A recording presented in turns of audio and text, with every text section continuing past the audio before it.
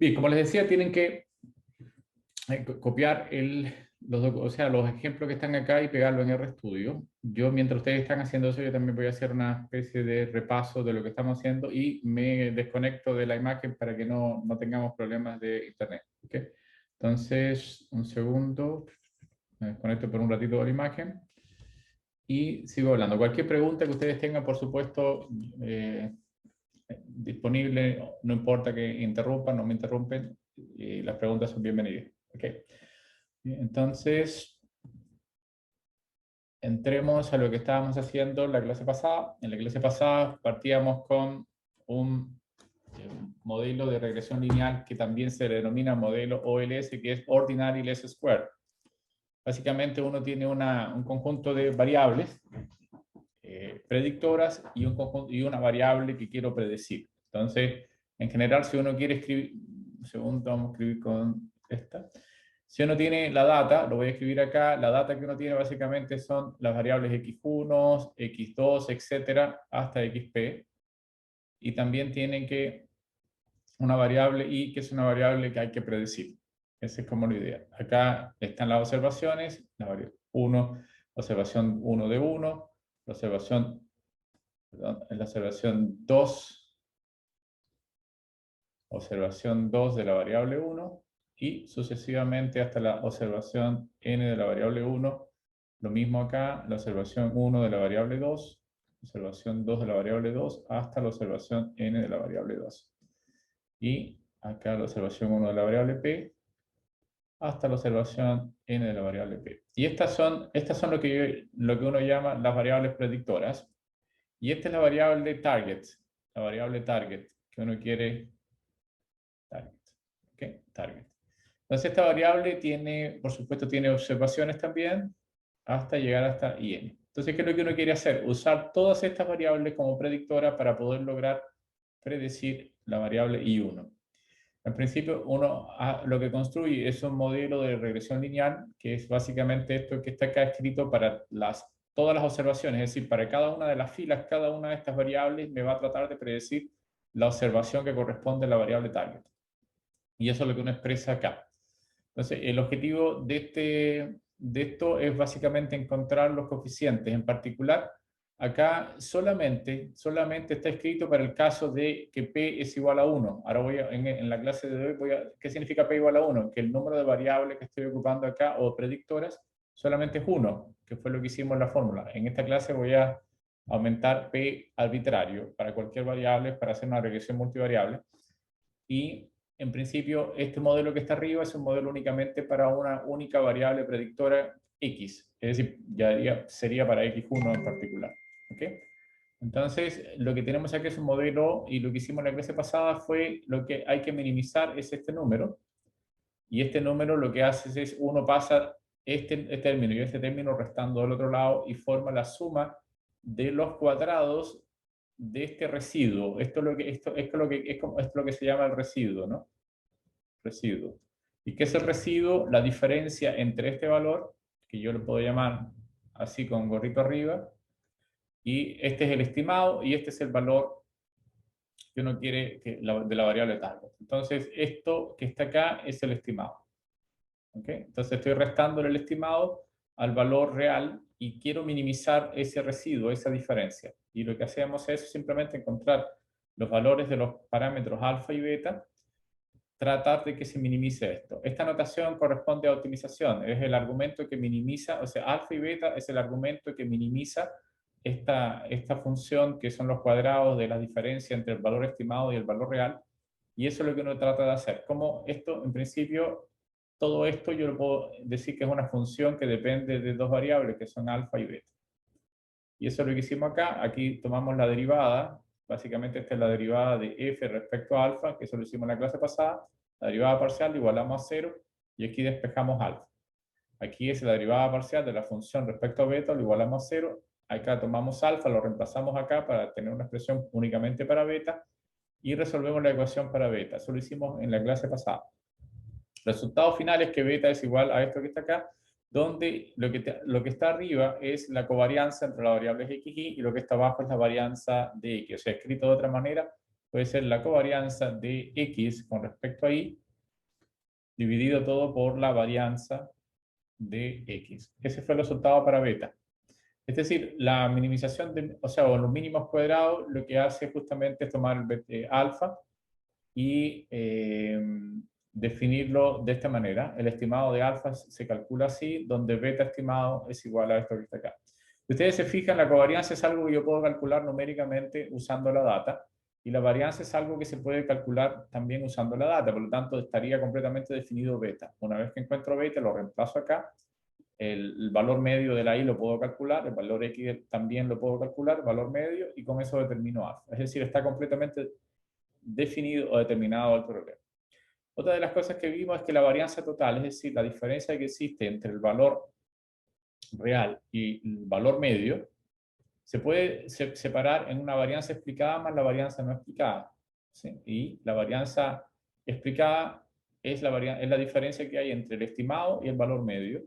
Y la varianza no explicada justamente es la diferencia que hay entre lo que yo quiero estimar y lo estimado. Entonces, esta relación entre lo que explica mi modelo y la varianza total es lo que se denomina el R cuadrado, que sale siempre en el sumario, que es básicamente lo que yo quiero que sea lo más cercano a 1 posible, porque mientras más cercano a 1, mi modelo es mucho mejor. Y habíamos dicho como una regla es que si R cuadrado es mayor o igual que 0.7, entonces tenemos un modelo predictivo bastante bueno, pero no podemos desechar otros modelos, o sea, otros modelos que tengan un R cuadrado más pequeñito, porque también nos da información de cuánta varianza explica alguna de las variables, y por lo tanto, en ese caso no nos serviría para predecir, pero sí nos serviría para determinar que una variable es importante. ¿Ok?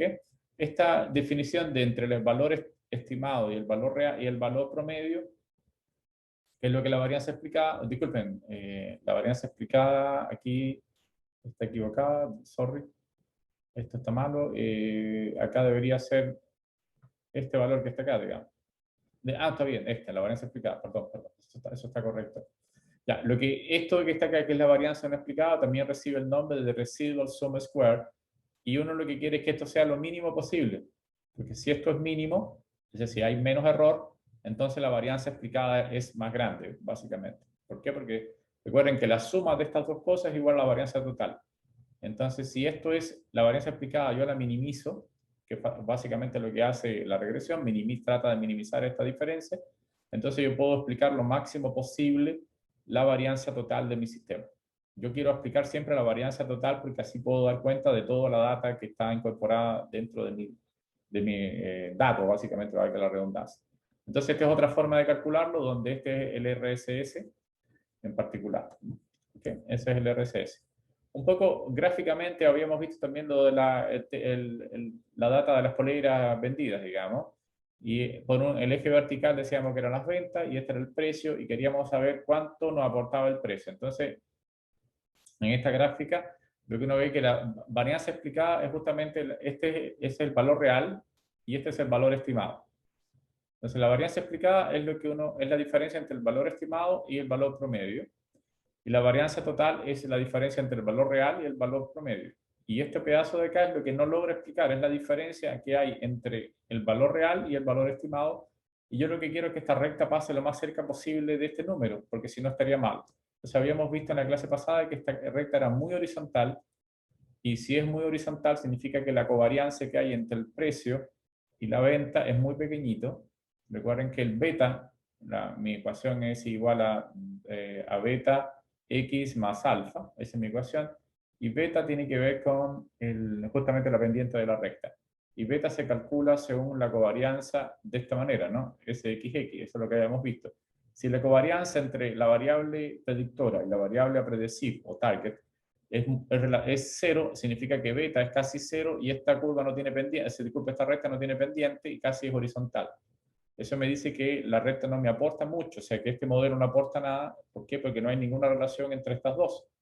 Entonces, rectas más horizontales implica que no hay covarianza entre las variables y que no hay explicación usando ese modelo. Y en el modelo habíamos visto que el R cuadrado este era muy bajito. O sea, no sé si hay muchos términos que hay que manejar, pero en principio todo lo ofrece R con el sumario, ¿no? ¿Ok? Bien, vamos, lo que vamos a hacer ahora es tratar de extender todo esto a Y ahí sí, con mucha calma, vamos a extenderlo a el caso multivariado, es decir, no con una sola variable, sino con múltiples variables. ¿Ok? Entonces, vamos a tratar de entenderlo primero para no recargar la parte teórica y ver un poquito de las cosas más prácticas. Vamos a ir a RStudio. Sí, repito, si tienen alguna duda, ahí pregunten, por supuesto. Y vamos a trabajar donde lo habíamos dejado, que es en el ejemplo 2, por favor, el ejemplo 2, y ahí me dicen si están ya disponible el ejemplo 2, si ya lo copiaron y lo pegaron. Por acá sí. ¿Sí? Sí, profe. Ok, gracias. Entonces, veamos el ejemplo 2. El ejemplo 2 es un ejemplo donde las variables son categóricas. ¿Qué significa la variable es categórica? Primero, tenemos que cargar Pizza Delivery, vamos a cargarlo y hacemos un get, y esta es nuestra data, ahí tenemos nuestra data. Y lo que quiero ahora es mi variable predictora, va a ser el tiempo de delivery, va a ser esta variable. Esta es mi variable i, de alguna manera. Lo voy a hacer, por el momento, una sola variable predictora, que va a ser el operador. ¿Ok? Uno puede darse cuenta usando, por ejemplo, el comando unique. Usa el comando unique y uno escribe, por ejemplo, pizza, signo de peso, signo de peso, operator. ¿Cuántos operadores hay? Entonces nos dice que operadores hay dos, ¿okay? Que son Laura y Melissa. Es decir, es una variable que tiene dos opciones nada más, que es Laura y Melissa. Esa es la que habíamos visto en la clase pasada también. Entonces, es muy sencillo trabajar con un modelo lineal en R, solamente que el comando que había que aprender era LM, colocar la variable target, el símbolo, esta colita de chancho, qué sé yo, con la variable predictora y indicar la data. Disculpen, la data. Entonces, ¿Profe? sí, te escucho. Le puedo hacer una pregunta que no tiene nada que ver, pero Vale. ¿alguien sabe cómo se hace la colita de chancho en el Mac? Es que yo Muy siempre bien. tengo En el que Mac, copiarla y pegarla. claro, en el Mac es Option ñ. Ah, perfecto, gracias. Option ñ, creo. Vamos a ver si efectivamente es así, no, vamos a probarla. Sí, Option ñ es el resultado en el Mac. Ya, ¿Ya? buenísimo. En Muchas Windows gracias. Windows creo que existe en el teclado, no estoy seguro, pero creo que existe. Porque tengo un Mac acá y por eso no. Pero es En el Option ñ. teclado de Windows en inglés sí, y en español no sé dónde está. No, yo por eso no sé. Ustedes tienen que investigar un poco o copiarlo y pegarlo varias veces, pero investiguen un poco dónde está. Creo que está, si mal no recuerdo el tema. Bien, entonces, básicamente, va a ser siempre la fórmula, si ustedes se van a dar cuenta cuando hagamos otros métodos de análisis de datos y de modelo, la fórmula es la misma. Siempre va a haber un comando acá, que es el comando que yo quiero que haga, lo que quiero que haga. Vamos a trabajar con otro tipo de regresión logística, clasificación, support vector machine, y se van a dar cuenta que esto es justa, la gracia que tiene es que todos son iguales, o sea, no hay mucha diferencia. Eventualmente uno podría agregarle opciones, pero este es lo más simple que existe, o sea que no es un drama aprenderlo en general. Entonces, el nombre que ustedes le pongan acá es el nombre que quieran, digamos. Ustedes pueden poner el nombre que quieran, yo le puse modelo 1, y todo lo que hace LM se va a guardar en modelo 1, y si yo quiero saber lo que está en modelo 1, llamo al sumario. Entonces llamo al sumario, que es el que me da todas las respuestas que uno quiere en principio. Ya había explicado un poco más sobre esto, solo reforzar varias ideas únicamente, porque ahora estamos trabajando con una variable cualitativa, es una variable que tiene dos valores nada más del operador. Entonces, fíjense que acá está el intercepto es lo que yo le llamo el alfa o el beta 0, depende de la notación que uno use. Y acá este es el beta 0 y este es el beta. Pero beta está asociado, fíjense que ahora la variable no se llama operator, sino que se llama operator Melissa. Es decir, como hay dos opciones, eligió una de las dos, Melissa o Laura. Pero es sencillo porque lo hizo. Básicamente lo hizo porque Melissa tiene dos opciones, o ser un 0 o un 1. Si Melissa es igual a 1, entonces Melissa, evidentemente. Y si operador Melissa es igual a 0, entonces no me queda otra que ser Laura. Entonces, por eso, en realidad, lo que hizo fue resolver el problema con una única variable que puede tomar valores 0 y 1. Entonces, el modelo, creo que también lo habíamos escrito, uno puede extraer los coeficientes, el primer coeficiente que es el intersecto y el segundo coeficiente a partir del modelo. Y esto lo que hicimos fue como escribir cómo se vería el modelo. Tiempo es igual a 34, que es el alfa 0, o el alfa, más beta por x, donde beta es igual a esto que está acá. Entonces, lo que estamos viendo es que x, en este caso, como es una variable categórica, puede tomar valores 0 y 1. Para mí, ¿quién es x? Ex operador Melissa. Entonces, lo que está indicando es lo siguiente. Si x es igual a 0, entonces el tiempo de llegada de la pizza delivery es 34. Que básicamente lo que hace es el promedio de tiempo con que llega a la pizza. Lo que hizo fue promediar el promedio. ¿Okay? Básicamente es el promedio cuando la x es igual a 0. Eso ustedes pueden darse cuenta por la fórmula de cómo se determina alfa. No sé si me voy a mostrar. Fíjense, quédense mirando, esto sería alfa más beta por x. Pero recuerden cómo se calcula alfa. Para que tengan una idea de cómo se calcula alfa, básicamente ya lo habíamos visto. Voy a regresar un momentito acá para que se den cuenta cómo se calcula. Recuerden cómo se calculaba alfa. Perdón, alfa se calcula de esta manera, ¿no? ¿Sí? Si x es igual a 0, es decir, si algo es igual a 0, entonces queda que alfa es igual justamente al promedio. Recuerden que en nuestro caso x puede tomar valores 0 y 1. Por lo tanto, el promedio tiene que ser 0 y 1 nada más. O sea, básicamente cuando la variable es 0, cuando x es igual a 0, voy a regresar acá. Cuando x es igual a 0, entonces el promedio, alfa va a coincidir con el promedio del tiempo. Es decir, el promedio de llegada o de delivery de la pizza es 34 minutos, 34.103 minutos. Entonces, ¿qué es lo que sucede con x? Que si x es igual a 1, entonces al promedio del tiempo se le agrega, estrictamente se le agrega 0,25. Es decir, quiere decir que Laura, ¿cuál es el valor? Disculpe, Melissa, trabaja un poquito más allá del promedio, es decir, se demora un poquito más en principio según este modelo. Se demora más, entonces en principio uno podría decir, bueno, Melissa lo hace más mal que el promedio, es decir, ella es más mala que el promedio. Pero no basta con mirar el modelo, también hay que mirar otro pequeñito detalle que da el sumario, que es justamente esta prueba T, la prueba T-Students. La hipótesis nula es que este coeficiente realmente es 0. Esa es la hipótesis nula. Y este es el p-value, el valor que me dice cuál es digamos, la probabilidad de cometer un error de tipo 1, es decir, de rechazar la hipótesis nula, dado que esta es cierta.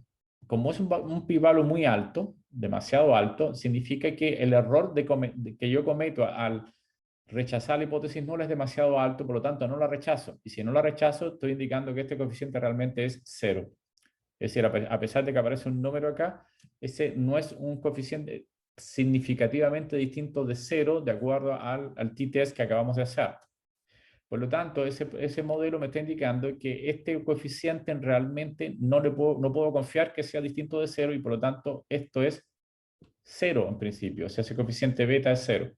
Y si ese coeficiente beta es 0, significa que Melissa no lo hace mal, sino simplemente está dentro del error estadístico dado la muestra que tengo y por lo tanto no puedo distinguir entre lo que hace bien Melissa o lo que hace bien Laura. Es decir, el operador aquí no influye en el tiempo de delivery, es lo que me dice mi modelo.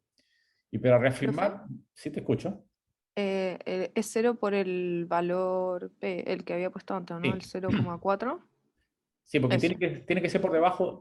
A ver, yo puedo llegar a un arreglo diciendo de que si la probabilidad de error es menor al 5%, es decir, menor al 0.05, el p-value es 0.05, entonces puedo llegar al arreglo y decir, está bien, puedo asumir que la hipótesis nula es falsa y no cometo tanto error, porque la alternativa tiene el 95%. No sé si me hago entender. Pero como este es muy grande, es decir, no está del orden del 5%, está casi del 50% la probabilidad de cometer error, no rechazo la hipótesis nula que dice que esto es 0. Ya, O sea, perfecto. básicamente lo que está indicando es que esto es 0. Entonces quiere decir que no hay relación entre el operador Melissa y el tiempo de delivery. Porque para que haya relación, tiene que esto ser no solamente distinto de 0, sino que este me tiene que indicar que es estadísticamente y significativamente distinto de 0. Entonces esa es una de las cosas que tengo que fijarme en el sumario. Y para reafirmar mucho más, como les decía, lo que estábamos diciendo, me fijo en el R-square. Y el R-square significa que el operador Melissa no explica nada. Es decir, no es un valor que aporta mucho información. Es decir, esto es menos del 0.03% o 0.3%, o sea, 0,3% de explicación de la varianza o la varianza explicada por el modelo. Quiere decir que este modelo es absolutamente inútil. Pero alguna información me trajo. ¿Qué información me dijo? Bueno, que los operadores no son culpables de las diferencias de tiempo de delivery y por lo tanto ambas operadoras, o en este caso mujeres, trabajan de la igual manera. Si alguna información me dice el modelo, incluso cuando el modelo no sirve, me está dando una información importante. No sé si se entendió hasta ahora. En este caso usamos lo que decíamos variable cualitativa que puede tomar valores ceros y uno. ¿Okay? Ahora vamos a ver. En principio, me voy a saltar un momentito el model matrix para poder explicar después qué se trata. Pero hagamos qué es lo que significa model matrix. Nunca lo vamos a ocupar en general. Aquí es la matriz que va a incorporar digamos, y esto va a quedar un poco más claro, imagino, dentro de un ratito cuando explique la cosa teórica, la parte teórica, aunque nos demoremos un poco teóricamente. Pero, ¿qué es lo que uno le pasa al comando LM? Le pasa una matriz y esa matriz tiene esta forma. Fíjense que la matriz tiene el intersecto, donde está el intersecto son puros 1, y donde está operador Melissa son ceros y 1 en dependencia de si es Melissa o no. Entonces, esto es la data que uno le pasa al modelo LM. Y eso uno puede saberlo usando lo que se llama matriz modelo o matriz de diseño, que también se dice. Es la matriz que yo le voy a pasar al comando para que el comando trabaje con... Esto básicamente lo que hace el alimento, el input que le pasamos a LM. Se llama model matrix. Y voy a tratar de explicar un ratito más de qué se trata. Aunque nosotros definitivamente no vamos a trabajar directamente con él, es para que sepan qué fue lo que le pasamos a LM. Y espero, repito, que se quede un poquito más claro un ratito más, es un poco de paciencia. Bueno, aquí lo que puse fue una explicación un poquito más breve de lo que he estado explicando en general, ¿no? Ok. Vamos a hacer rápidamente un modelo con una única variable y ahora una regresión numérica para interpretar lo que dice el sumario en particular. Entonces voy a hacer un modelo número 2, pero en este caso quiero hacer lo siguiente. Quiero ver si la variable ahora bill, que es la variable que es el gasto, digamos lo que uno paga por el servicio de las pizzas, influye en el tiempo. Es decir, si el precio de lo que uno gana, no el precio de la pizza básicamente, sino el bill es como la cuenta. Es decir, pues podría haber comprado 3 o 4 pizzas también, ¿no? Entonces, mientras más pizza compro, mayor es la cuenta. Entonces, la cuenta me puede predecir el tiempo, eso es lo que, o de alguna forma aportar algo. Bueno, la cuenta es una variable continua, básicamente, ¿no? Si uno hace, por ejemplo, head de, por ejemplo, qué sé yo, ¿cómo se llama? Pizza, creo que se llamaba pizza, el modelo. Entonces aquí tenemos la variable bill, que es una variable que es numérica, no es una variable de tipo categórica como, por ejemplo, los operadores, que son nombres, ¿no? Si además yo quiero saber de qué tipo es la variable o de qué tipo son todas las variables, yo puedo hacer algo así como un glimpse, hacer una mirada, pero para que funcione esto tienen que tener, por ejemplo, tienen que tener este comando, library deplit, que es el paquete que sirve para trabajar con la data, y puedo escribir, por ejemplo, dame una mirada, un glimpse a los datos PISA. Y esto arregla la data, pero me busca, por ejemplo, en el caso bill, me dice que es una variable doble, es una variable numérica en particular. Entonces, esta posibilidad es como el head, como este head que está arriba, pero tiene un aporte adicional. Primero, las cosas no son como verticales, ¿no? Sino que te las pone en forma horizontal. Y te da cierta información importante respecto a los datos. Te va a decir que el operador es una variable de carácter y branch es una variable de carácter. Lo mismo, pero la temperatura y bill y el tiempo son variables de tipo numérica o decimales, doble. Eso es básicamente lo que es. No son enteros, sino que tienen puntos decimales. Entonces, repito, vamos a hacer un modelo donde la variable predictora es una variable continua y la variable time es una variable continua. Por cierto, algo que es importante rescatar, que no he dicho así con todas las letras, pero cuando uno hace un modelo de regresión lineal, la variable dependiente o la variable target tiene que ser numérica. O sea, no sirve una variable predecir, por ejemplo, algo que tenga que ver con operador. No puedo colocar operador acá. O sea, las variables predictoras pueden ser tanto numéricas como cualitativas, o sea, como carácter, o factor, que también es otra variable que es lo mismo. Entonces, pero la variable a definir, o sea, la variable target tiene que ser necesariamente una variable continua o numérica, en principio, numérica. Entonces es importante para no equivocarse porque después van a llover los métodos. Este es el primer método donde uno se demora más, pero después van a haber muchos métodos y ustedes tienen que elegir qué método voy a ocupar para predecir algo o para clasificar algo que vamos a ver después también. Entonces, repito, aquí hagamos el modelo número 2, muy sencillo, y el sumario. Y vamos al sumario nuevamente ahora y vemos qué pasa con el sumario. Entonces, me fijo en la variable, el coeficiente es 0,25. Por lo general, nunca me fijo en el intercepto. El intercepto es la intersección. ¿Cuándo me voy a fijar en el intercepto? Cuando estoy trabajando solo con variables categóricas, porque el intercepto me da un aporte más grande, me está indicando de que es el valor promedio de la variable target, básicamente. Pero en este caso no es el promedio y no le doy mayor importancia al intercepto. Solo me fijo en los coeficientes de Bill. El coeficiente es 0,25. Pero también me fijo que el valor ahora es muy pequeñito, por 2, casi 0, el valor de el p-value. ¿Qué significa esto? Significa que efectivamente Bill sí hace un aporte. Es decir, el conocimiento de Bill sí me dice algo respecto al delivery. Es decir, y además como el coeficiente es positivo, significa que a mayor Bill, mayor es el coeficiente, mayor es el tiempo de delivery. ¿Ok? Uno puede extraer los modelos acá y hacer esto. Nuevamente, para echar una mirada, sería simplemente el tiempo de libre es igual a 23 puntos no sé cuánto, más el coeficiente multiplicado por el bill. Si uno coloca aquí, reemplaza el bill, podría en principio estimar el tiempo de llegada del delivery. Entonces, podría hacer la cuenta, va a ser como una especie de indicador del tiempo de delivery. Pero veamos si eso es cierto lo que estoy diciendo, en qué medida ayuda o no ayuda el bill. No sé si se entiende, si tienen preguntas, interrumpa, chicos, ¿no? En principio, veo que el coeficiente realmente sí es distinto de 0. Puedo rechazar la hipótesis nula, en el sentido de la hipótesis nula siempre me dice que esto es 0, pero ahora no tengo ningún problema en rechazarlo, porque la probabilidad es casi 0 de que me equivoque. O sea, de rechazar la hipótesis nula es falsa en este caso. Ese es un coeficiente verdaderamente distinto de 0.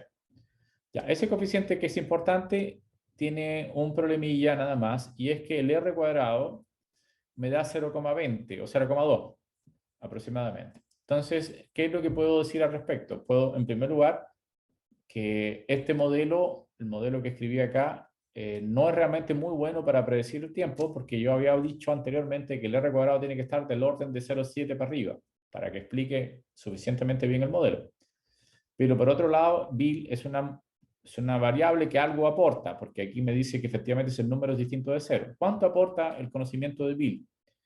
Bueno, me aporta en un 20% del conocimiento de la varianza de mis datos o de mi variable target. Es decir, no es la única variable importante, pero sí ya aporta un 20% al conocimiento de lo que está, algo aporta, es lo que estoy indicando. Pero el modelo Profe, ¿sí? ¿Te escucho? que hay que ver siempre como el R cuadrado, ¿cierto? No el ajustado. No, el ajustado también. O sea, yo siempre me fijo en el R cuadrado, pero por lo general, cuando tengo una única... a ver, hay una fórmula para el R ajustado. El R ajustado Ujú. tiene una característica, a ver, para que se entienda un poquito por qué uno tiene que fijarse también en el R cuadrado. Ajustado. Primero, no lo he probado acá, pero podemos probar a hacer un ejercicio incluso, de que si uno aumenta aleatoriamente, no aleatoriamente, sino incluye variables predictoras en el modelo, por ejemplo, ¿qué variables puedo incluir? Número de fumadores que comen pizza o número de no fumadores que hay en la comuna. Número de, no sé, de obesidad o índice de obesidad. O también puedo indicar, por ejemplo, no sé, el número qué sé yo, de lo que sea. Puedo inventar lo que quiera y puedo colocarlo dentro de mis datos. Entonces, ¿qué pasa? Que yo puedo hacer, a mí se me puede ocurrir empezar a generar un modelo incluyendo muchas columnas o muchas variables que realmente no tienen aporte al modelo. Entonces, ¿qué es lo que pasa con R-square? Que tiene un problema que a medida que uno va agregando variables, automáticamente empieza a crecer también. Entonces, da la impresión de que mis variables aportan algo. ¿Qué es lo que hace R-square? Ajusta por el número de variables. Entonces, fíjense que no hay mucha diferencia entre el R-square y este, porque realmente hay una única variable en principio, pero cuando hay muchas variables, ustedes van a ver una diferencia notoria entre este y el R ajustado, y ahí es cuando uno tiene que empezar a fijarse realmente. Entonces, porque, repito, el objetivo del R-square es tratar de regular o darte una información de cuánto influye el número de variables que estás incorporando, que puede ser que muchas de esas variables no tengan digamos, un sentido claro con respecto a la predicción. Y sin embargo, empiezan a afectar el R cuadrado.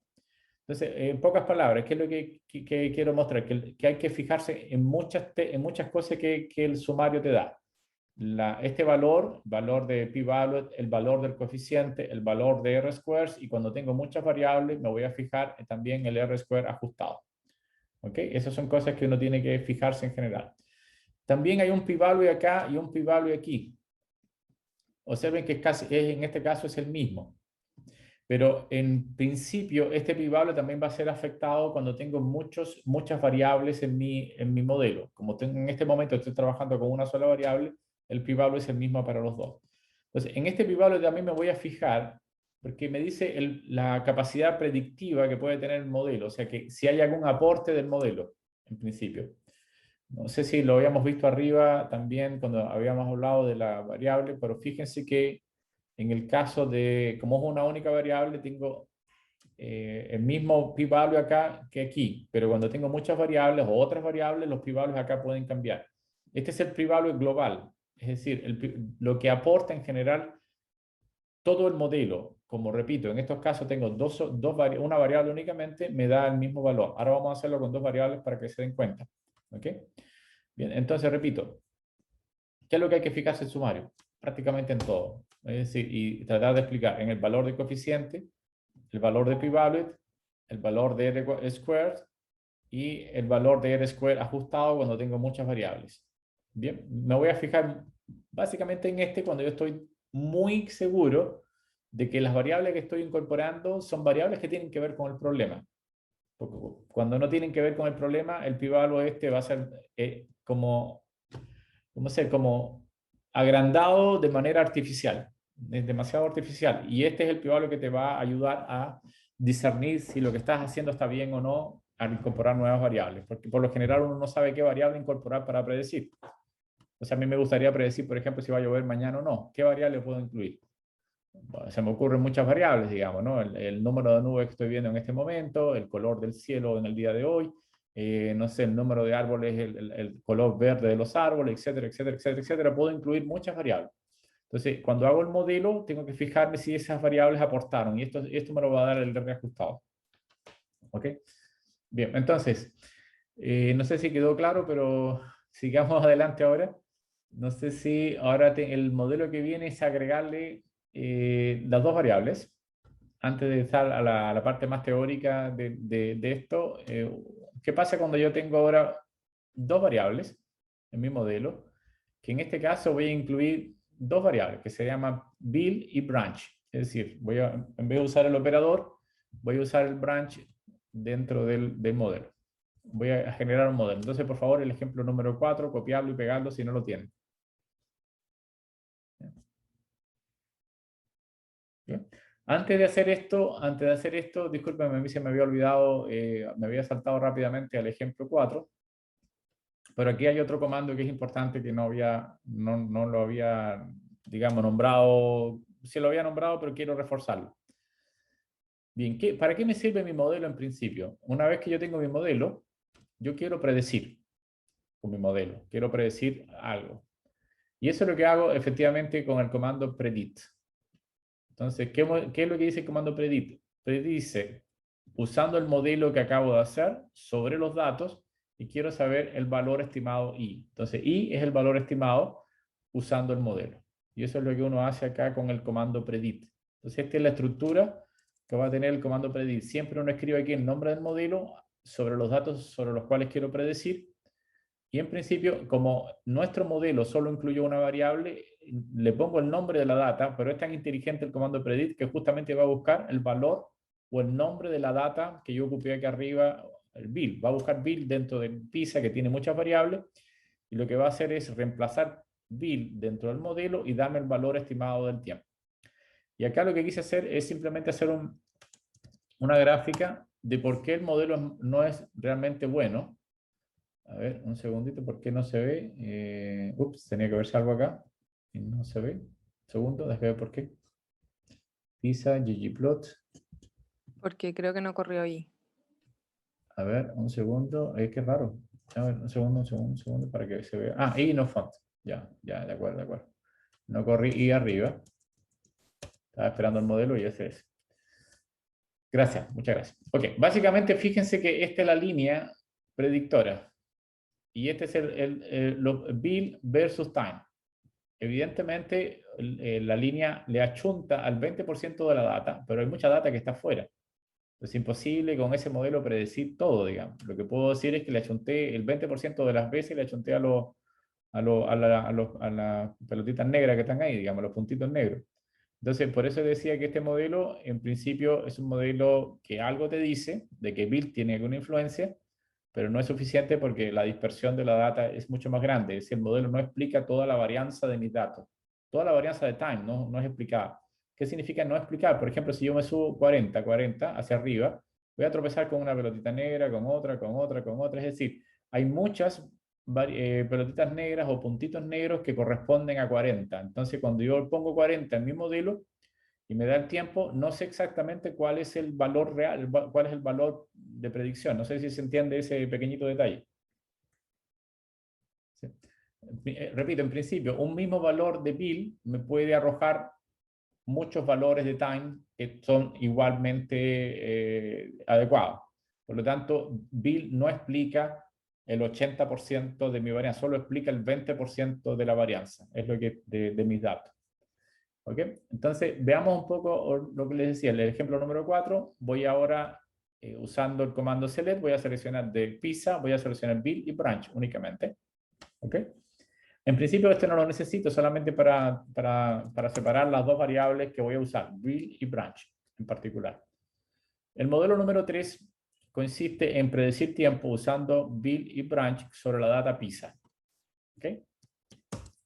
Echar una mirada solamente a la matriz de modelo o la matriz de diseño que le voy a pasar al modelo o que le pasé al modelo LM. Como hay muchas observaciones, solamente quiero que me dé del 1 hasta el 10. Es decir, hay 1600 observaciones y tantas. Por lo tanto, yo solamente que me dé las primeras 10 para dar una idea de lo que yo le pasé. Observen qué fue lo que le pasé. Al intersecto siempre va a ser puros 1. En bill va a ser la data que corresponde a bill. Pero como ahora tengo una variable categórica que se llama branch, y si ustedes se fijan, branch tiene 3.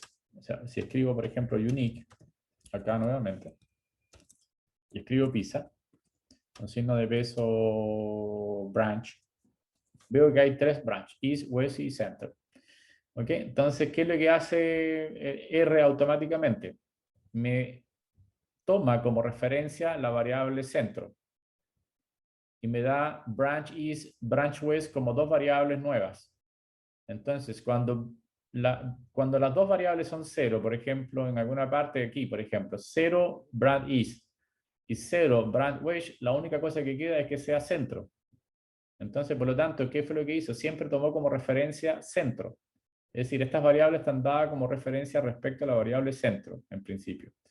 Es decir, ahora estas variables en el modelo el modelo no contiene la variable centro, pero tiene unos y ceros. Es decir, cuando las dos veces son 0, el resultado que me queda es que significa que estoy en el branch centro y no en el branch ninguno de ellos. Si hay alguno que tiene un 1, evidentemente significa que estoy parado en esta branch, en esta sucursal. Branch y sucursal. Entonces, básicamente esto es lo que yo le pasé a mi modelo LM. Por supuesto, hay 10. En realidad, el modelo es una tabla entera que tiene 1600 y tantos. Sí, la data PISA tiene 1266 observaciones. Aquí están los valores, ¿no? PISA tiene 1266 observaciones con 12 variables. Y por lo tanto, yo lo que hice fue dame la tabla, dame la matriz que le voy a pasar de datos, pero del 1 al 10 nada más. Que me dé las 10 primeras observaciones para echar una mirada a qué es lo que R está tomando como referencia aquí para trabajar con el modelo LM. ¿Ok? Bien, esto, repito, no es importante propiamente estar en el modelo, solamente echar una mirada aquí la matriz que está usando. Pero en principio el modelo que está arriba es el que me interesa, es decir, para calculo el modelo y voy a ver el sumario ahora qué es lo que me ofrece. Y voy a echar una miradita al sumario y le voy a hacer un par de preguntas a ustedes nada más para cualquiera que me responda cualquier cosa, incluso si se equivoca, al contrario, me da lo mismo. Lo que quiero es que a ver si efectivamente se entendió. Primera pregunta en general. ¿Bill es una variable que debo considerar en este nuevo modelo? Porque puede ser que en el modelo nuevo Bill no tenga ninguna influencia, porque también eso es importante.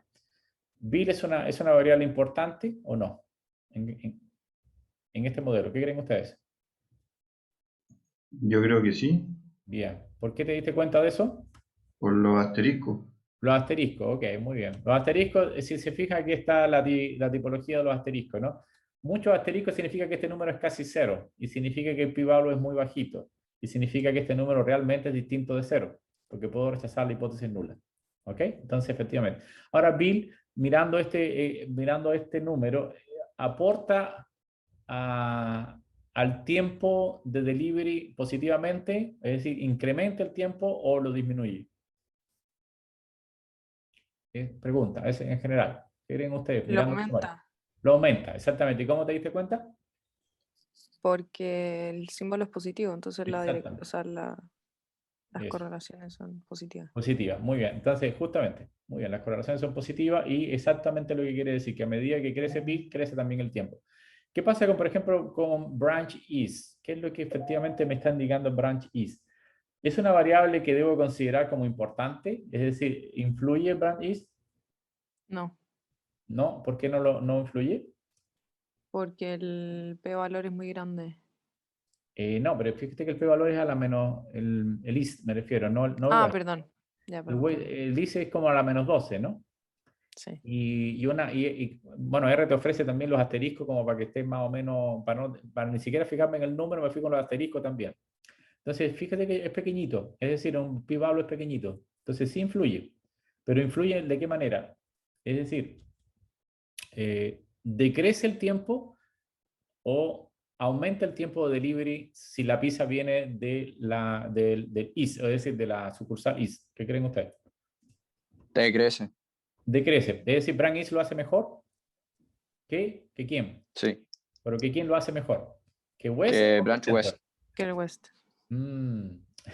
La palabra, recuerden que lo que les decía anteriormente, y eso es importante interpretar, que ha tomado como referencia centro. ¿Sí? Es decir, aunque no está acá, la otra variable que nos queda, o sea, la sucursal que nos queda es la sucursal centro. Y este número está dado referente a centro.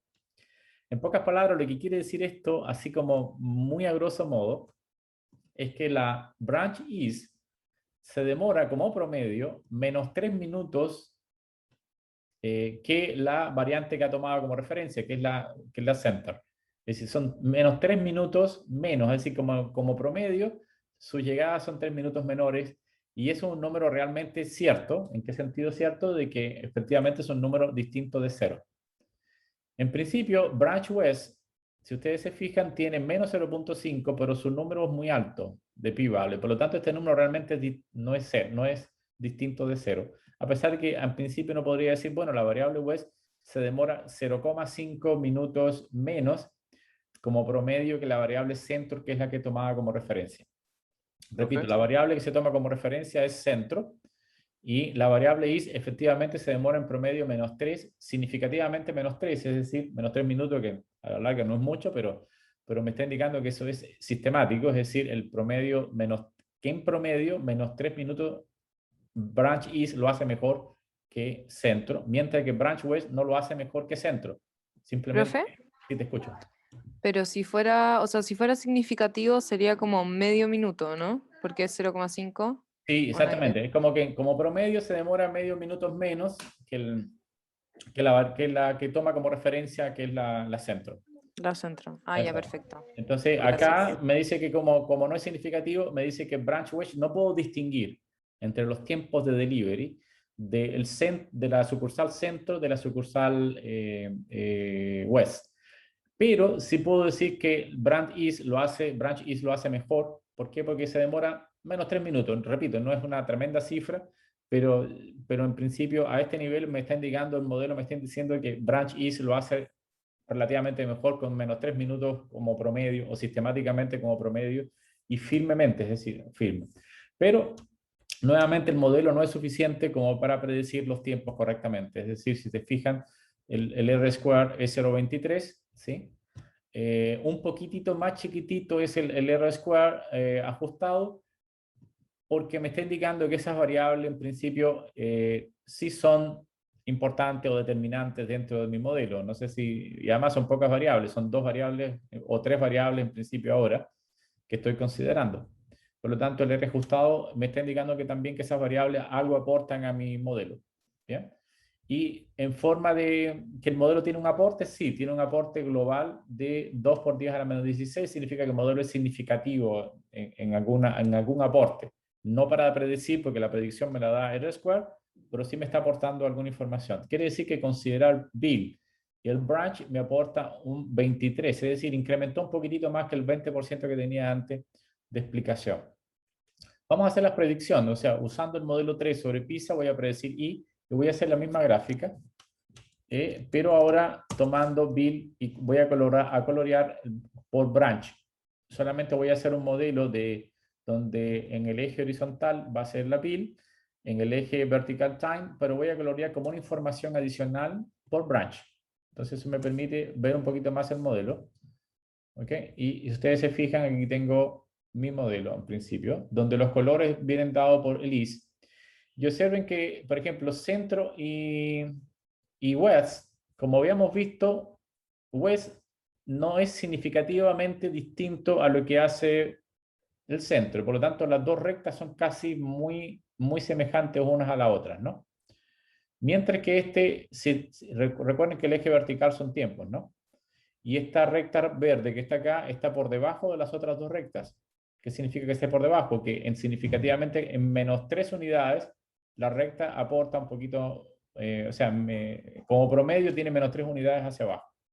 Por lo tanto, si alguien me pregunta, yo sé que la sucursal verde, que es la IS, es la que mejor lo hace o el que mejor desempeño tiene, pero por supuesto la nube de puntos está muy dispersa y no es una predicción 100% segura, al contrario, es solamente un 20% de lo que me explique.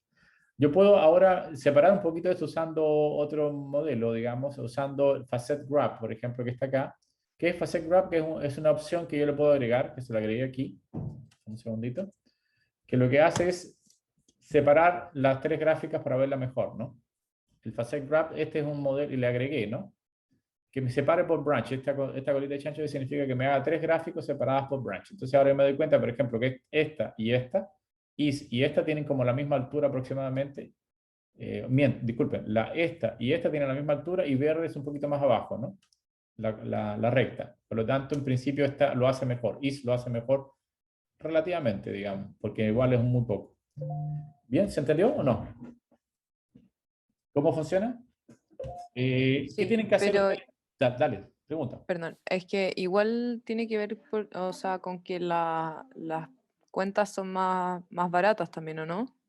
Porque tiene como hartos puntos más abajo También puede en el ser. list. Sí, sí, eso es Ah, una ya. buena, pero también, pero la dispersión está, tienes toda la razón, pero no es que las cuentas están más abajo, los builds son los mismos. Recuerden que lo que tienes aquí Perdón, el tiempo, el ya, sí. tiempo, y básicamente lo que se movió fue verticalmente hacia abajo, y uno lo sabe por el modelo, tiene que moverse como menos 3 unidades hacia abajo aproximadamente por esto, ¿no? Entonces se movió como menos 3 unidades hacia abajo. Repito, no es una gran cosa, pero sí es sistemático, es decir, es firme que lo está haciendo bien. No sé si se entendió, porque igual la dispersión horizontal es la misma casi en ellos, ¿no? Sí.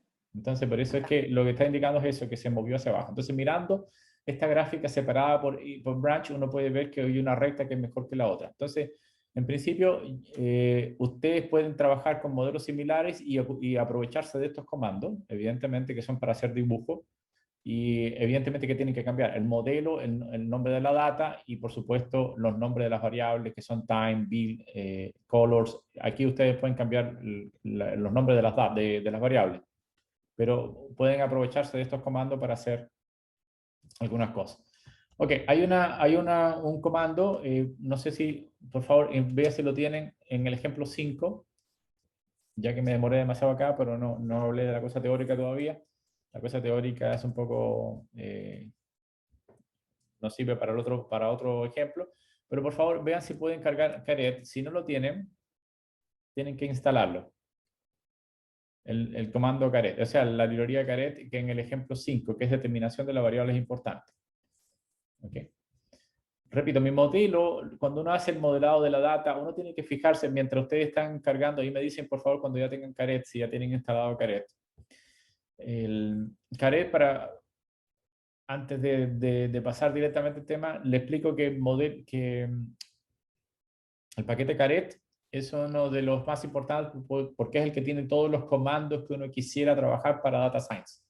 En principio, Caret es muy potente.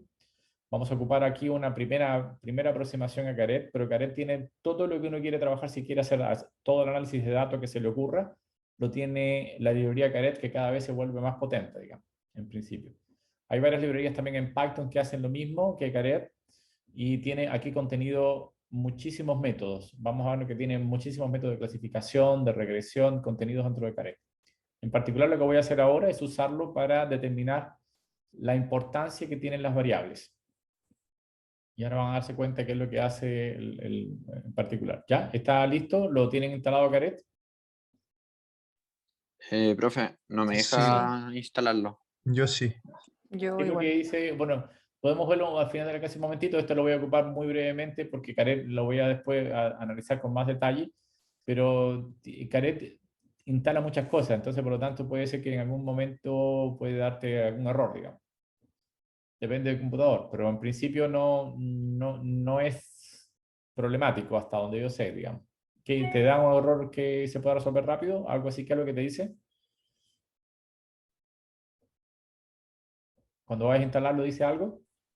Sí, me dice que no se ha encontrado el nombre. Estoy revisando a ver si lo escribí mal. Recuerden que para que tú hagas install tiene que colocarle apóstrofe, si no, no funciona.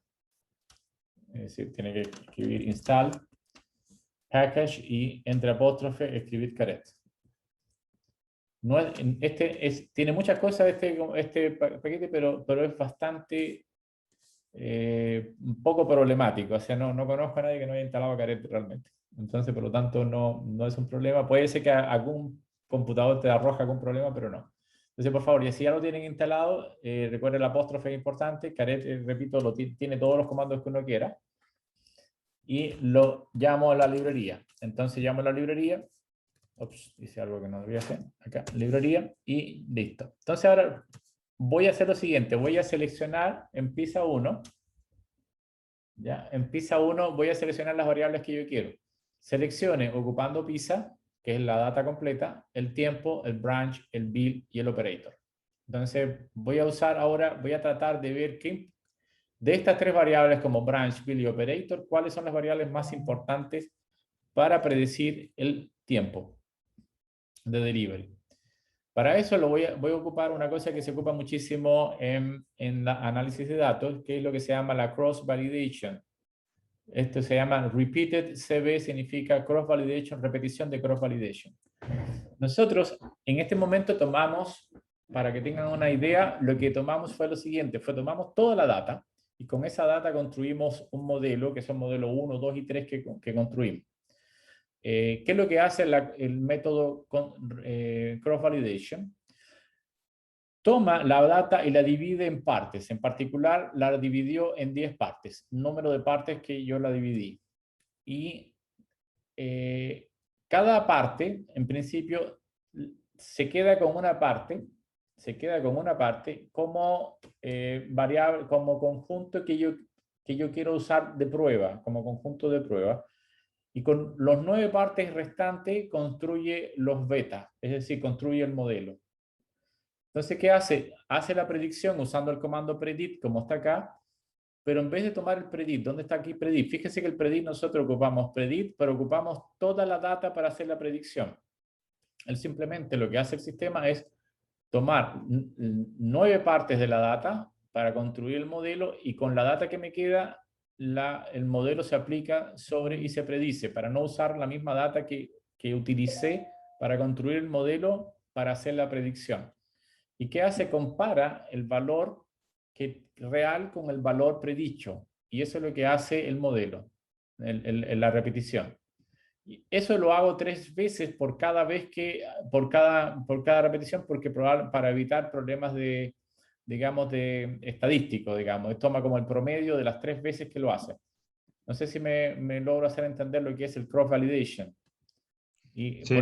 por eso le decía que el Caret lo hace por nosotros. En vez de hacerlo, repetirlo nosotros, porque yo le puedo decir lo siguiente: divide tu data en, no sé, en 10 partes y repite el proceso 3 veces y hace la predicción y después quédate con el mejor modelo, de alguna manera. Entonces, bueno, eso lo hace Caret automáticamente, no lo necesitamos nosotros. Esto es muy importante, sobre todo cuando yo quiero predecir cosas, a ver si, porque mi modelo puede estar dado porque a lo mejor elegí los datos correctos.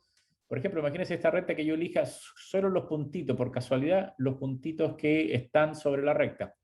Es decir, tomar una muestra de los puntitos que están sobre la recta. Entonces, que me da un R-square del 1, porque lo predije todo correctamente, pero hay puntos que están fuera de esto y eso es lo que le estoy pidiendo aquí, digamos. Que elija distintas muestras y que calcule. Entonces, ¿qué es lo que hace? Bueno, hagamos esto, este es el control y ahora entrenamos nuestro modelo usando time con todas las variables, puntito, significa puntito, de PISA 1. Recuerden que PISA 1 ya elegimos las variables que queremos. Usando el método del modelo lineal y el preprocesamiento, que significa que escale la data, pero utilice el control, es decir, que utilice la repetición 10 veces o cross validation. Entonces, haciendo esto, no encontré PISA 1 porque no lo había cargado, ahora sí. Hago la importancia y observen, utilizo el comando que se llama bar importancia, usando el modelo, y scalar fits es false, significa para que me dé, si yo coloco scal true, me da un índice de importancia con base a 100 en particular. Yo no quiero que me lo en base a 100, sino que me dé la importancia cruda, qué importancia tiene. Entonces, imprimiendo, me dice que Bill tiene una importancia de 13 punto algo. Branch East tiene 7 punto algo, Branch West 1 punto algo, o puedo graficarlo. Entonces, al graficarlo me doy cuenta de que la variable más importante de las elegidas para predecir el tiempo es justamente el Bill, la cuenta, el Branch East, el Branch West y finalmente el operator Melissa, que es el que menos importancia tiene. Así, el operador es el que menos importancia tiene. De todas las variables que estoy ocupando, este indicador me dice que es mucho mejor. ¿Qué es lo que es el 13? Por lo general tiene que ver con la T-Students. La T-Students, es decir, con el valor de T-Student o el estadígrafo T que se ocupó en Bill en todas las veces que trabajó acá con las 10 veces repetida 3 veces, es decir, 30 veces lo que hicimos arriba. Es decir, porque por cada vez que se repite tiene que dividir como en 10 partes el tema. Entonces, ¿qué tiene que ver ese número? Ese número tiene que ver con el estadígrafo, en principio. Es decir, el estadígrafo, mientras más grande sea, mejor, etcétera, etcétera. Y esto es lo que utiliza como Bill, como importancia de la variable. A mí no me importa tanto el número. Una cosa importante. Por ejemplo, si yo coloco, en vez de scal false, coloco true, el número me lo da en base a 100. ¿Okay? Por ejemplo, Bill tiene una importancia del 100%, 49% list, 5%, y operator Melissa no tiene ningún porcentaje de importancia. ¿Okay? Entonces, si repito, aquí yo puedo darlo en índice con una escala de 100, con un puntaje, digamos, de 100, y me dice que Bill es evidentemente el más poderoso con 100%. Entonces, todos los demás se hacen relativo al 100%. 49% sería el branch y el resto. Entonces, esas son las variables importantes. ¿Se entiende cómo ocupar bar importante? Esto, básicamente, repetir los modelos que están acá, ustedes que tienen que cambiar. Simplemente la data que están ocupando, la variable que están ocupando, cuántas veces ustedes quieren repetir el tema, y acá, evidentemente, lo que va a cambiar es la data y las variables. El resto es lo mismo, se vuelve a aplicar el mismo esquema. ¿Se entendió? Para encontrar variables importantes. Bien, repito, una cosa antes que quería comentarle antes de la cosa teórica, me queda muy poquito, 15 minutos, voy a tratar de apurarme con la parte teórica, pero en principio, cuando uno hace un modelo o quiere modelar la data, uno quiere hacer dos cosas, uno quiere predecir particular con el modelo, y la otra cosa que quiere es distinguir qué variables son importantes y qué otras variables no son importantes. Entonces, esto me va a permitir también que si yo incorporo muchas columnas, es decir, muchas variables que no tienen ningún sentido, esto me va a poder distinguir qué variables son las correctas, mirando la importancia. Entonces, este es un comando interesante para distinguir qué variables me aportan o no me aportan a mi modelo. Entonces, son dos cosas que uno quiere hacer con la data. Una es predecir, dos es qué variables son las que más aportan a mi modelo o tienen mayor valor predictivo. ¿Ok? Voy a saltarme un poquito ahora la presentación a esto, a lo que estábamos hablando anteriormente, la parte teórica, como les decía. Y quiero ahora hacer lo siguiente, quiero trabajar en vez de trabajar como lo hicimos acá con estas fórmulas y la deducción con estas fórmulas, que es para un solo modelo, para este modelo que está acá, que es para una única variable, quiero hacerlo para todas estas, para muchas variables, es decir, p variables. Acá p es igual a 1. ¿Qué puedo hacer acá en principio? Bien, vamos a ver si lo logro trabajar de alguna forma. Aquí estamos en... Ok, quiero hacer una regresión ahora con muchas variables. Es decir, la idea es la siguiente. Voy a escribirlo acá, pero ya lo teníamos antes, pero lo escribo acá nuevamente. Recuerden que nuestras variables son x1, x2, nuestras variables predictoras, hasta xp. Y la variable target es la variable y. Y hacia abajo tengo una tabla de números. No voy a escribirlo todo, pero solamente recordar para no tener que subir arriba constantemente. Y así sucesivamente, la variable, esa sería la enésima observación de la variable 1. Y lo mismo para los otros, ¿no? Que habíamos visto arriba. Bien, todo este pedazo de acá, yo le voy a denotar con una X, así media rara. Esta X que está acá, ¿qué es esa X grande o rara? Es una matriz, más que una matriz, es la data que tiene n observaciones, es decir, n filas por p variables. Eso es lo que es esta variable. Es decir, esto tiene n observaciones por p variables. Bien. Entonces, esto es una forma vectorial de escribir ¿qué cosa? Yo tengo, por ejemplo, i, que quiero predecir, es decir, cada una de estas i1 hasta abajo hasta in, va a ser esta i. Recuerden que i va a tomar valores desde 1 hasta n. Entonces yo quiero predecir usando toda la lista, o sea, todo básicamente el conjunto de variables en cada una de las filas. Es decir, por ejemplo, para predecir esta, yo voy a ocupar la primera fila entera. Entonces la primera fila ocupo diciendo que esto va a ser alfa más beta 1 multiplicado por x1 i, ¿ok? O al revés, sería i1 más beta 2 que corresponde a x y 2 más etcétera, etcétera, etcétera, beta p que corresponde a x y p. Entonces este es mi modelo, usando p variable. Y ahí tengo que agregarle adicionalmente un valor así. ¿Ok? Entonces, en principio yo quisiera determinar estos coeficientes, que son los coeficientes que habíamos estado haciendo con sumario, y eso es lo que uno hace con la matriz. Pero para poder introducir esta data dentro del comando LM, tengo que convertirlo a una forma matricial.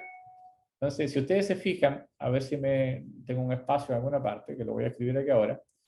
Esto es xn multiplicado por p. Es una matriz que tiene n filas y p observaciones. Y lo voy a multiplicar por un vector beta. ¿Quién va a ser beta para mí? Beta es un vector también que tiene la forma beta 1 hasta beta p. Es decir, es una matriz columna que tiene p fila por 1. Entonces, si yo multiplico esto que tiene p por 1, me va a quedar p con p, de alguna forma se cancela, y el resultado va a ser un resultado que va a tener n por 1. Recuerden que esta i de este lado, o esta i, también va a ser un vector. Va a ser un vector de i1 hasta in. Son lo que yo quiero predecir. Por lo tanto, sería de n multiplicado por 1. Es decir, si yo multiplico por esta matriz, voy a obtener el resultado n por 1. Y esto que está acá sigue siendo un vector que es igual a E1 hasta En. Entonces lo que estoy es tratando de escribir este modelo en forma muy sencilla, entre comillas, en forma vectorial. Entonces este modelo recoge el modelo de arriba, pero de forma vectorial. No sé si se entendió, porque está un poco rayado acá, pero no sé si se entendió lo que quise decir. ¿Cómo puedo escribir un modelo que tiene muchas variables, pero escrito de forma vectorial usando matrices? Donde mi matriz importante, realmente la matriz que yo voy a ocupar, es la matriz de valores predictoras. Esta es la matriz, que es la única cosa que yo tengo en la práctica. Este es mi input. Esta es la matriz más importante que voy a tener para resolver problemas. Es justamente mi data. Entonces, mi data va a tener n observaciones, p variables. Si con esa observación yo quiero multiplicarla por un cierto coeficiente, agregarle un cierto error para predecir mi target, que está acá, ese es mi target. Y esta es la forma matricial de escribir todo este modelo en principio. Y es el modelo matricial que yo voy a incorporar en R, donde está, repito, ¿quién es esa X? Mis datos predictores. ¿Y quién es esa Y? Mis datos targets.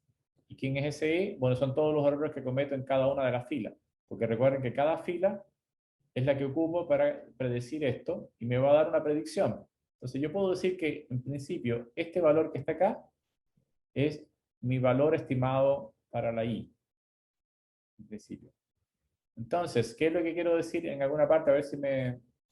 Tengo un espacio, voy a escribirlo acá en este espacito que está acá. Tengo mi valor estimado, se va a calcular tomando esa matriz y la multiplico por un cierto beta. Ese va a ser mi valor estimado. Y yo sé que el valor real va a ser igual al valor estimado más cierto error. Pero ahora esas magnitudes que no tienen puesto los i, en realidad son vectores. I es toda la variable target. Y E son todos los errores cometidos. Perdón. Son todos los errores cometidos en cada una de las filas. Y por lo tanto también es un vector que está formado por desde E1 hasta N, en principio. Bien, entonces, ¿qué es lo que quiero hacer? Minimizar. Quiero minimizar la diferencia que hay entre este y este, pero las diferencias al cuadrado, que va a ser igual a esto. Por lo tanto, vectorialmente, ¿cómo se escribe esto? La diferencia al cuadrado. Si yo multiplico E transpuesta por E, lo que voy a tener son las diferencias de los cuadrados acá. No sé si me estoy haciendo entender hasta ahora o no. O está muy abstracto. Perdón, hay muchas cosas acá que voy a escribir aquí. Vamos a escribirlo acá para ver si se entiende. Ya, se quedaron callados y mudos, significa que están entendiéndolo todo. Está bien, no hay problema. Ya, ok, repito, mi modelo es este, más multiplicado por beta, más un cierto epsilon. Ese es mi modelo total, en principio. Donde este epsilon es un vector que tiene la forma E1 hasta E. Y I es un vector que tiene la forma de I1, que son todas las variables targets que tengo. ¿Quién es esta X grande? Es simplemente una variable que tiene n filas por p columnas. ¿Y quién es beta? Beta en principio son todos mis coeficientes beta 1 hasta beta p. Entonces son todos vectores. Y esta es una ecuación vectorial. Entonces, si yo multiplico E transpuesta por E, ¿qué es lo que se obtiene? La transpuesta de E es una matriz que está como acostada horizontal. Sería E1, E2, etcétera, hasta En. Y si la multiplico por una matriz E1, E2, En, y hago la multiplicación, sería este por este, más este por este, más este, entonces me quedaría E1 al cuadrado, más E2 al cuadrado, más etcétera, etcétera, N al cuadrado. Es decir, esta es una forma chiquitita o pequeña de escribir la sumatoria de los EI al cuadrado, desde I igual a 1 al cuadrado. Es decir, la suma de los cuadrados justamente de las diferencias que hay entre el valor estimado y el valor real. Por lo tanto, esto es lo que yo quiero minimizar. Es decir, mi objetivo es minimizar ahora en forma vectorial la multiplicación de E transpuesta por E. O en pocas palabras, minimizar respecto al coeficiente beta la diferencia que hay entre el valor real menos el valor estimado, y el valor estimado sería escrito en esta manera. Voy a borrar poco acá que me equivoqué. Sí, me quedaría entonces Perdón. Vamos a saltarnos ese pedazo. Me queda entonces acá esta magnitud multiplicado por beta, transpuesta, multiplicado por i menos i beta. Y esto es lo que yo quiero minimizar. Esta es mi función que va a depender únicamente del vector beta. Y yo quiero minimizar esto. Y ese sería mi objetivo ya expresado vectorialmente. Bien, lo voy a hacer acá, ya no me queda mucho tiempo, así que voy a hacerlo directamente acá. Esta presentación la tienen ustedes arriba. Y esto es lo que uno quiere minimizar en principio, ¿no? Entonces, yo quiero minimizar esta diferencia o esta multiplicación, es decir, quiero encontrar los betas que minimice la diferencia vectorial. Entonces, ¿qué es lo que hago? Simplemente aplicar todas las propiedades vectoriales que conozco. La transpuesta de una recta es simplemente, esto me lo voy a saltar por el momento, pero ahora calculo la transpuesta de esto multiplicado por esto y hago la multiplicación. Después hago la derivada con respecto a beta de esta forma vectorial y lo igualo a 0 para encontrar la solución. Y de aquí despejo el valor de beta. El valor de beta es justamente acá. Por lo tanto, tengo una forma para hallar los betas. Y repito, esta matriz yo la tengo de mis datos. Por lo tanto, y esta i también la tengo de mis datos, porque son la target, es decir, la variable target. Es decir, esto yo se lo puedo pasar a R para que R me descubra cuál es el valor de beta. Y este es el valor. Ahora, ¿cómo yo sé que esto efectivamente es un mínimo lo que estoy encontrando? Bueno, hago la segunda derivada. La segunda derivada me da este valor que es mayor que 0. Y si es mayor que 0, entonces es definida positiva la segunda derivada. Porque este producto es un producto de cuadrados. Básicamente, repito, cuando yo tengo una transpuesta multiplicada por lo otro, es como multiplicar los cuadrados de los valores, es como sumar los cuadrados de los valores que van a ser mayores que 0. Por lo tanto, si es mayor que 0 esto, el resultado por la regla de la segunda derivada me dice que esto efectivamente es un mínimo. ¿Ok? Entonces, ¿para qué me sirve todo lo que he dicho? Bueno, simplemente que esta es la forma matricial, que es lo que utiliza R para encontrar los valores de beta. ¿Se entendió? Repito, aquí no lo voy a pedir que haga la deducción, sino que se entienda cómo yo puedo ahora ocupar el mismo procedimiento que hice antes para una variable, pero para un conjunto de variables, pero para eso tengo que convertir las cosas en matrices y vectores.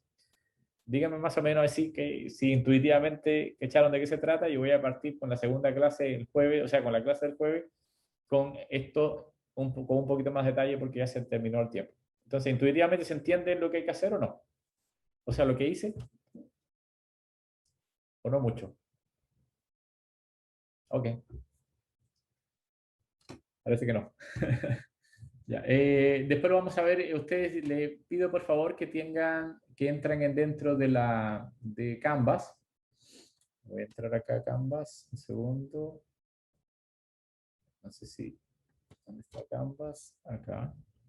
Y dentro de estas, en particular, hay una que dice regresión from scratch, ese que está ahí. From scratch es una expresión en inglés que significa desde cero. Es decir, tratar de resolver el problema. Copien esto y traten de ejecutarlo dentro del RStudio. Y acá lo que estoy escribiendo es justamente la ecuación matricial para descubrir los betas, lo que acabo de escribir ahora, para determinar los betas. Es decir, en vez de usar el comando LM, que está acá, yo voy a ocupar el cálculo de los betas de forma manual, es decir, a mi modo, o sea, deduciendo desde cero el tema. Y demostrar que efectivamente el LM que estoy ocupando es justamente lo mismo que estoy haciendo acá y por eso lo calculo tan rápido, porque hay una forma matricial para resolver el problema. Entonces, por favor, este valor este es el producto de matrices, en la forma que R escribe el producto de matrices, y lo que quiero es que ejecuten la regresión from scratch para la próxima clase para no llegar tan despistado de lo que significa, por lo menos haber ejecutado el script. Bien, por mí está ok. No sé si tienen alguna consulta, pregunta. No, profe, yo por lo menos no. Ya, ok, muy bien. Entonces voy a modificar entonces las fechas del taller para que puedan tener más días para resolverlo. Digamos, sería como hasta el viernes tienen para hacer el taller. Voy a dejar para el viernes. Y este jueves yo dejo otro taller que corresponde y tengo una semana también para resolverlo antes de su semana de descanso. ¿Ok? Lo dejamos hasta acá entonces. Yo les voy a entregar probablemente las notas el jueves ¿Este también. segundo taller va a ser hasta el 7? De nuevo la pregunta, ¿cuál era? Disculpa.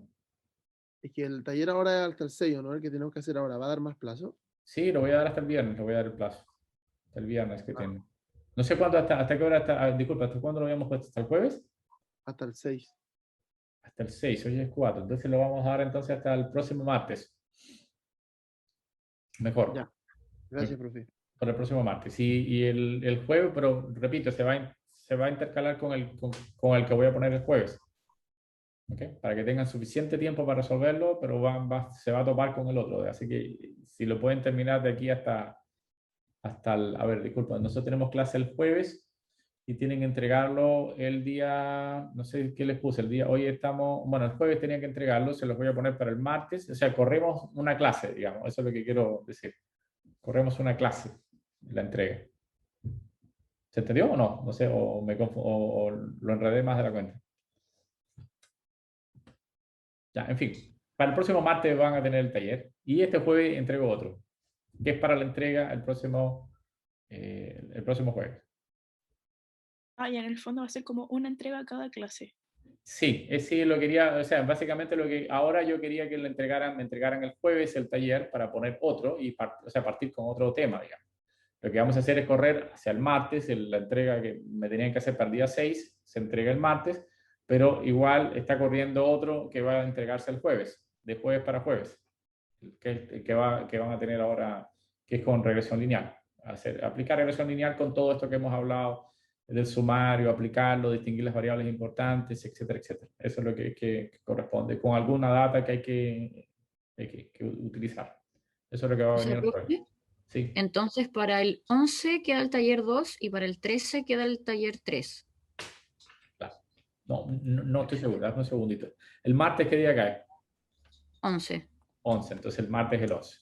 Ya. Y el taller 3 sería el Mientras que jueves 13. el jueves quedaría, un segundo, estoy mirando acá, el jueves, entonces el próximo jueves, o sea, yo le entrego el 6 y el próximo jueves, que sería el 13, tendría Sería 11 y 13. Ya, perfecto. Ya los dos talleres que tienen que entrar, 11 y 13. Yo les recomiendo que que el taller que tienen ahora no lo terminen tan tarde como el martes, es decir, que lo vayan avanzando para que no se les tope una cosa con el otra. Y lamento que sea así, pero igual como tenemos como 6 talleres que resolver ya estamos un poquito atrasados y las cosas se van a complicar un poco más porque después van a haber muchos modelos y es mejor avanzar en esto. Así que no lo dejen para el último momento. Repito, no es difícil los talleres, son un poquito largos si no has armado tu script, y lo que le aconsejo mucho es que vayan a los scripts que ya tenemos de las clases y traten de resolverlo con los scripts listos, es decir, cómo tengo que modificar los scripts para poder resolver el problema que está en el taller, que por lo general tiene una misma pinta, digamos, que lo que se ha hecho en los scripts anteriores. O sea, no es llegar y que se me ocurra algo, sino que ocupar lo que ya tiene los códigos y modificarlo. Por supuesto hay que entender los códigos, si no, no les va a servir de nada.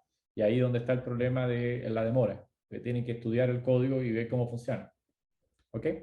Bien, entonces quedó así. Quedó entonces el día martes 11 y el jueves 13 la entrega de los dos talleres. Profe, Sí. ¿puedes subir esta clase? Sí, por supuesto, ya estoy subiendo, si ustedes se fijan, he subido las clases anteriormente, todas las clases que las íbamos subiendo. Ustedes tienen que entrar a Canvas y en Canvas se van a dar cuenta de que están las clases. En módulos uno entra, además hay unas clases que yo le pongo un poco redundantemente, le pongo, perdón, para poder hacer aquí voy a indicarle, estamos en semana 7, parece que era la que estábamos en. Claro.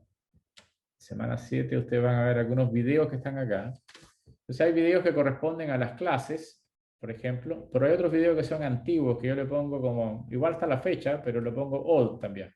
Entonces también pueden verificar esta misma clase hecha en otro semestre y también usar la clase que nos corresponde a nosotros, digamos, ¿no?